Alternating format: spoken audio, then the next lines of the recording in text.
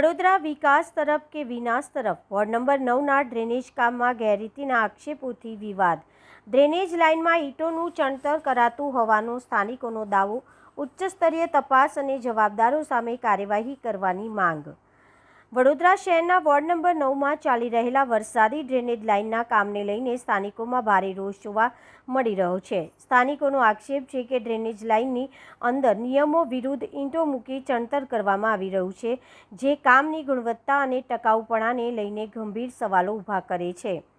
સ્થાનિકોના જણાવ્યા મુજબ આ કામગીરી દરમિયાન સંબંધિત વોર્ડના અધિકારી પણ સ્થળ ઉપર હાજર હતા, તેમ છતાંય કથિત ગેરરીતિ અટકાવવા માટે કોઈ કાર્યવાહી કરવામાં આવી નહોતી, જેના કારણે લોકોમાં તંત્રની કામગીરી સામે પણ અસંતોષ જોવા મળી રહ્યો છે. રહીશોનું કહેવું છે કે શહેરમાં કરોડો રૂપિયાના જાહેર નાણાંથી વિકાસના કામો થઈ રહ્યા છે. જો આવા કામોમાં ગુણવત્તાનો અભાવ કે ગેરરીતિ રહેશે તો વિકાસના બદલે શહેરના ભવિષ્ય સાથે ચેડા થશે અને સરકારી નાણાંનો દુરુપયોગ થશે. સ્થાનિકોએ સમગ્ર મામલે નિષ્પક્ષ અને ઉચ્ચ સ્તરીય તકનીકી તપાસ કરવાની માંગ કરી છે. તપાસમાં જો ગેરરીતિ કે ભ્રષ્ટાચાર સામે આવે તો સંબંધિત કોન્ટ્રાક્ટરને બ્લેકલિસ્ટ કરવા, જવાબદાર અધિકારીઓને સસ્પેન્ડ કરવા તેમજ તેમની સામે વિભાગીય અને કાયદાકીય કાર્યવાહી કરવાની માંગ પણ ઉઠી રહી છે.